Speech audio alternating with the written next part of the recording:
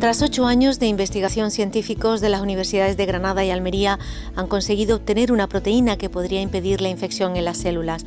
En Granada se han realizado las cadenas de proteína y el equipo de Almería ha conseguido realizar la fotografía necesaria para saber cómo se desarrolla.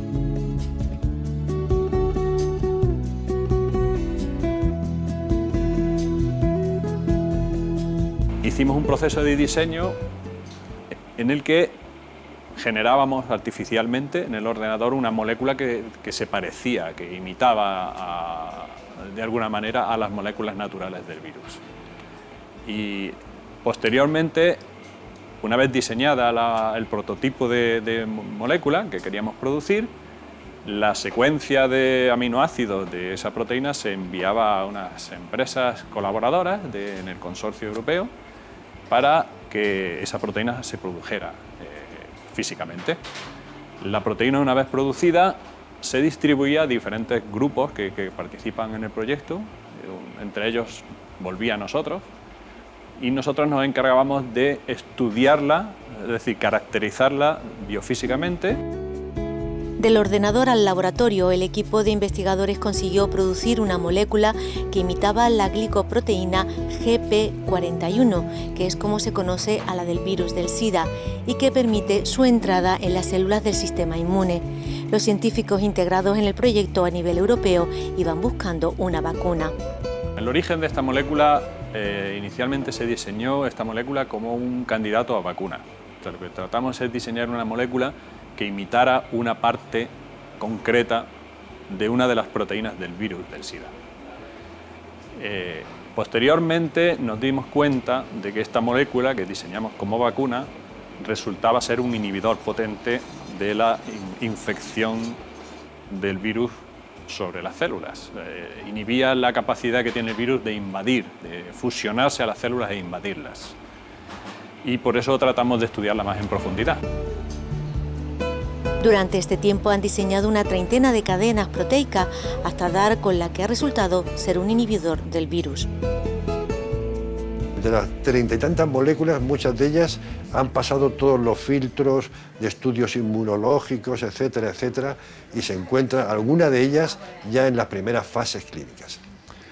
Falta mucho por saber los resultados finales, pero el trabajo hecho independientemente del éxito final, yo creo que es importante, como fuente de información en cualquier caso para abordajes y estudios futuros con esos fines.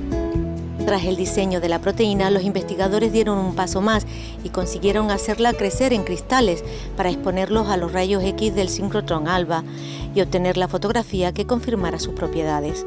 En esta imagen está representada en color azul. Es el diseño de nuestra molécula, que como veis tiene 3 hélices que están unidas entre sí, formando una especie de manojo de esas 3 hélices, y producirla, estudiarla y posteriormente esta molécula la hemos, en colaboración con la profesora Ana Cámara de la Universidad de Almería, se ha cristalizado y se ha determinado su estructura a alta resolución por difracción de rayos X. Y bueno, aquí tenéis superpuestas las dos estructuras que coinciden muy bien, son tremendamente parecidas. La estructura real que tiene la molécula está representada en rojo. Veis que se parece muchísimo, se superpone prácticamente a la estructura diseñada en el ordenador, con lo cual el éxito ha sido bastante importante, porque esto no suele ocurrir con facilidad. Tener la fotografía es importante para ver cómo interacciona la proteína para poder entrar dentro como una llave dentro de una cerradura. Entonces, cómo es tener la foto de la llave, de cómo funciona esa llave en la cerradura. Entonces, esta proteína es una proteína que se ha diseñado como una especie de llave falsa, que lo que hace es que interacciona con la cerradura en la célula, pero al ser una llave falsa, al interaccionar con la proteína del virus del SIDA, no deja entrar dentro de la célula. Los investigadores aseguran que es muy estable y abre la puerta a mejorar los fármacos existentes. Esas nuevas medicinas se hacen necesarias, pues las actuales tienen en la balanza negativa los efectos secundarios y su alto coste. Lo que hicimos fue modificar el diseño. La proteína GP41 en el virus del SIDA adquiere una estructura en hélice y, como veis aquí, las hélices están coloreadas en 3 colores diferentes. En la estructura del virus del SIDA las 3 hélices son paralelas porque forman parte de un trímero en el que 3 moléculas muy grandes se asocian entre sí. Pero claro, si nosotros tratamos de aislar esas 3 hélices paralelas en un fragmento pequeño, el sistema no es estable.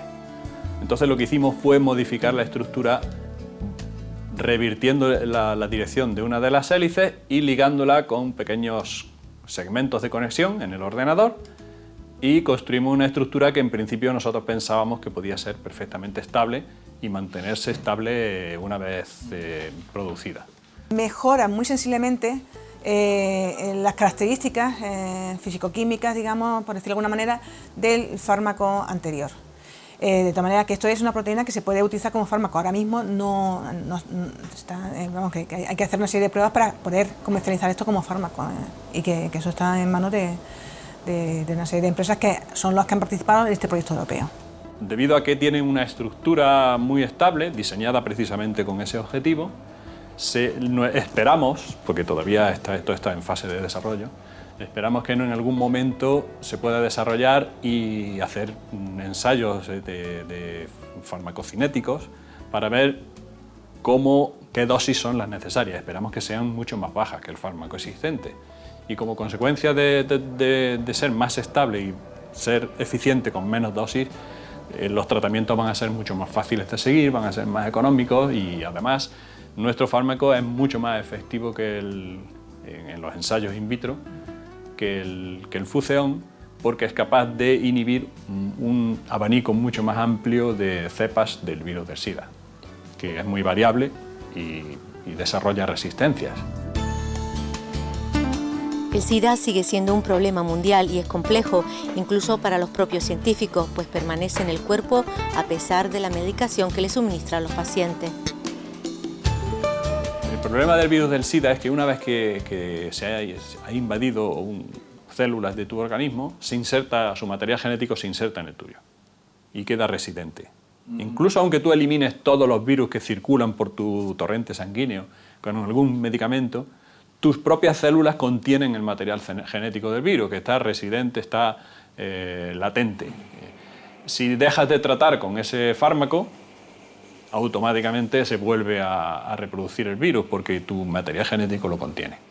Entonces, si tú ya estás infectado, es muy difícil erradicarlo, porque los medicamentos que actúan contra el virus eliminan los virus circulantes, pero no los virus en proyecto que están en el material genético. Entonces, para eliminar todos esos virus, tendríamos que ser capaces de eliminar todas las células que hayan estado infectadas en algún momento, y eso es muy complejo. Para vencerla se unan esfuerzos desde los diferentes centros de investigación, como en esta ocasión, y se ha invertido más de 10 millones de euros para poder acabar con una enfermedad que hasta ahora ha matado a 39 millones de personas en todo el mundo.